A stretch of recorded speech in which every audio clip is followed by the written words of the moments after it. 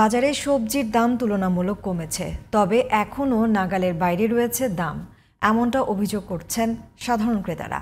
কাঁচামরিচ এখনও 200 টাকা কেজিতে বিক্রি হচ্ছে। নতুন করে দাম বৃদ্ধির তালিকায় যোগ হয়েছে আদা রসুন।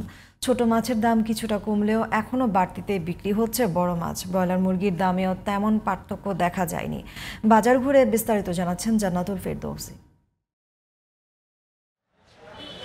বৃষ্টি বন্ধ হওয়ায় রাজধানীর বাজারগুলোতে কিছুটা কমেছে সবজির দাম, তবে বেগুন, কাঁকরোল, করলা এখনও 100 টাকার নিচে মিলছে না।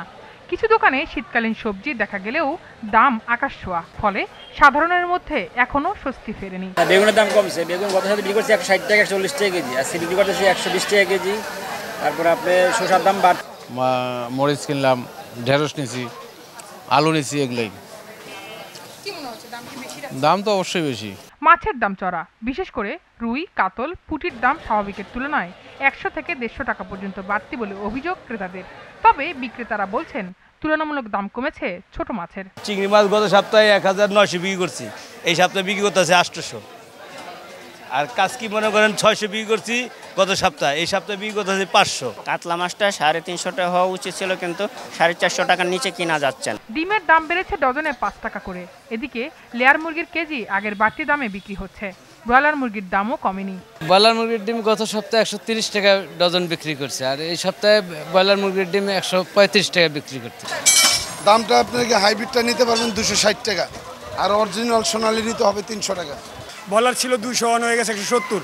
অন্যান্য জিনিসের মুরগির দাম অনেক কম। ব্রয়লার মুরগি আগের সপ্তাহে 180 টাকা, কিন্তু এই সপ্তাহে 180 টাকা, সেম দাম। দাম স্বাভাবিক থাকলেই আমাদের জন্য একটু ভালো হয়, কিন্তু এর চেয়ে বেশি হলে কষ্ট হবে। পেঁয়াজের সাথে দাম বৃদ্ধির তালিকায় যোগ হয়েছে রসুন, আদা। গত 2 সপ্তাহ ধরে কেজি প্রতি 20 থেকে 30 টাকা পর্যন্ত দাম বেড়েছে পণ্য দুটিতে। আদা রসুন দাম বাড়ে গেছে। সপ্তাহে রসুন আসলো 160 টাকা কেজি, সপ্তাহে 180 টাকা কেজি। দাম স্বাভাবিক রাখতে সরকারের কাছে কঠোর মনিটরিং দাবি করেছেন ক্রেতারা। এখন মধ্যস্বত্ববোধী যে বাজার সিস্টেমটা, এটা যদি চেঞ্জ করতে পারে, সরাসরি মাল নিয়ে এসে ঢাকা ফেলতে পারে কোনো একটা জায়গায়, সেখান থেকে আবার তদারকি করে এই রুট লেভেল দিতে পারে, তাহলে এটা কমবে। জান্নাতুল ফেরদৌসী, জিটিভি নিউজ, ঢাকা।